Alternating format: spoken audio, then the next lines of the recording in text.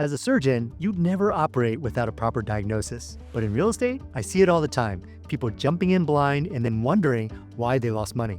If you're like most high-income taxpayers, doctors, lawyers, engineers, you're already working 60-hour weeks. You're already getting crushed by taxes. And I'm guessing you're here because you're thinking, maybe real estate is the answer. Most high-income earners don't lose money in real estate because of the market. They lose because they make completely avoidable beginner mistakes. My wife and I have helped over 4,000 doctors and other high-income earners avoid these pitfalls. And in this video, I'm going to share the 5 most common beginner mistakes we see and give you some tips to avoid them. Mistake number 1, don't DIY your way to freedom. Most people try to do this alone. They spend months reading articles, listening to podcasts, watching YouTube, but when it's time to buy their first property, they're still guessing. They have no idea how to pick the right market. They don't know how to find really good deals.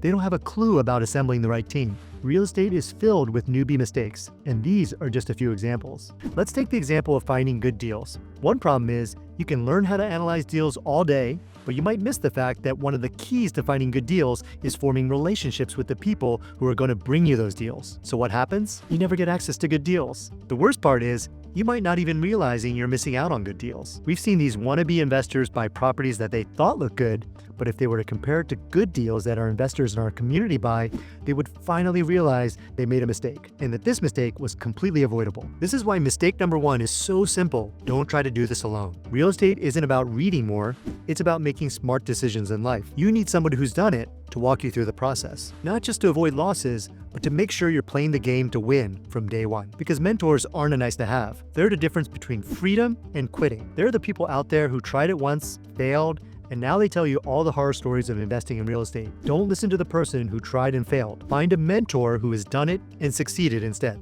Mistake number 2, don't chase tax breaks. Here's a common trap. High-income taxpayers hear about the tax benefits of real estate investing and they jump right in. They think, great, I'll buy a property, hand it off to a property manager, and get the tax benefits. But that's not how this works. You can't just buy any property. No amount of tax breaks is worth losing money on the investment itself. Sure, you can save 6 figures in taxes with real estate, but you're not going to get anywhere if you lose 6 figures on the investment. For example, if the property isn't cash flowing, you have to work extra just to keep the property afloat. Your property is like signing up to have another boss. We didn't just buy for the tax write-offs. We bought properties that produced income, properties with upside, with creative value adds, like converting an unfinished basement into living space or turning an unused garage into a rentable workspace. And the tax benefits? They came as a result of doing it right. We see it all the time. Investors who chase tax breaks and end up with a bad deal that looks great on paper, but if it doesn't cash flow, if it doesn't appreciate, if it bleeds money, what are you actually building? Now here's the rule. Don't invest for tax breaks, buy great deals. That's how you create sustainable wealth and keep it.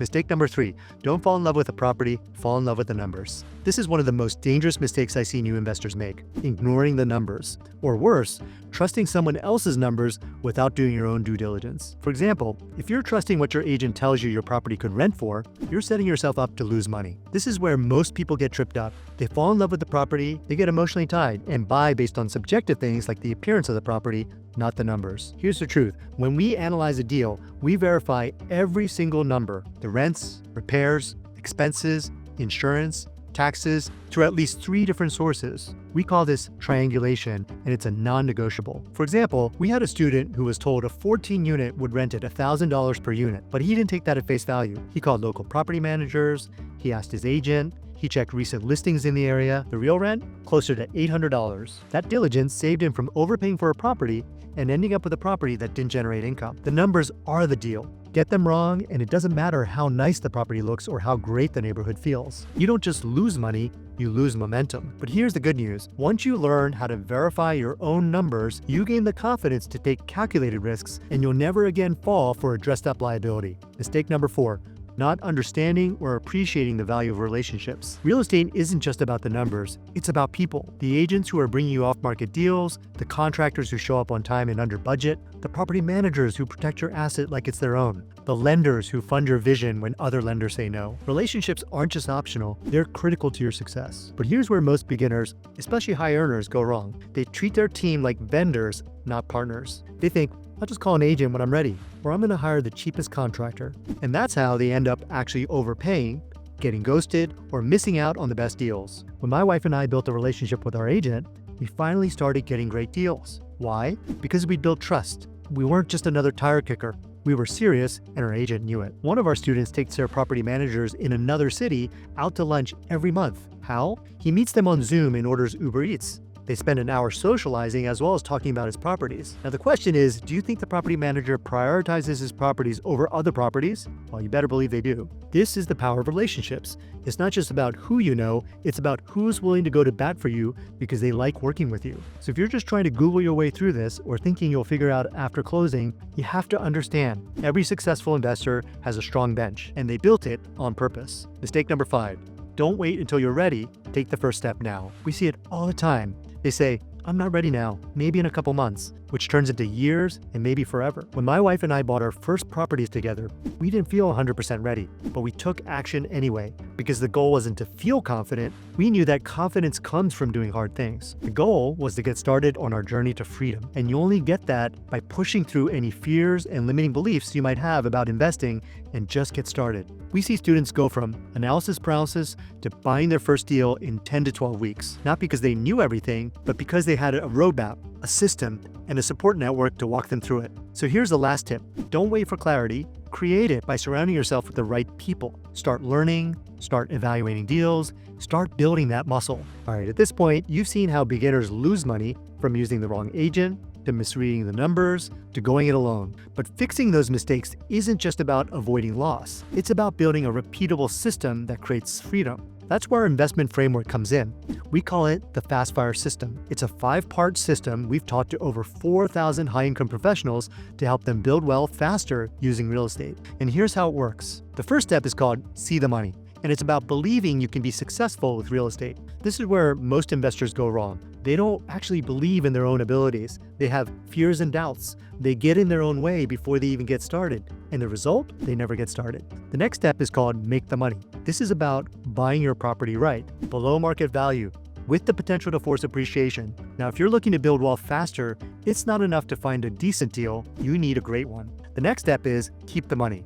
You're a high-income earner. That means taxes are your biggest expense. Real estate, when you do it right, shelters income and compounds wealth. But only if you understand tax strategies like real estate professional status or the short-term rental tax loophole. The next step is Expand the Money. Once you have equity, you don't just sit on it, you use it to scale. You do it efficiently using tools like 1031 exchanges. You use leverage intelligently to grow your portfolio without blowing it up. The last step is Experience the Money. And this is what it's all about, using your portfolio to buy time, freedom, and flexibility. Travel, work less, live where you want, invest in what matters. That's the end game. Every part of this system was built from real experience, our own and thousands of students who've used it to break free from the golden handcuffs. And that's the power of a proven system, because real estate isn't just about avoiding mistakes. It's about having a framework that guides every decision, from how you find deals, to how you grow, to how you protect what you've earned. For us, that framework became the bridge between burnout and freedom. It helped us go from hospital shifts and high tax bills to full control over time, location, and lifestyle. And for thousands of high earners in our community, it's done the same. But here's the truth. None of it works if you treat real estate like a side hustle. You have to treat it like the wealth-building business it is. Because when you do, that's when you stop chasing freedom and start living it. Now, if this video helped you, please like and subscribe and comment below. Which of these 5 mistakes hit home the most for you? Let's talk about it. We're here to help you build your version of freedom one deal at a time.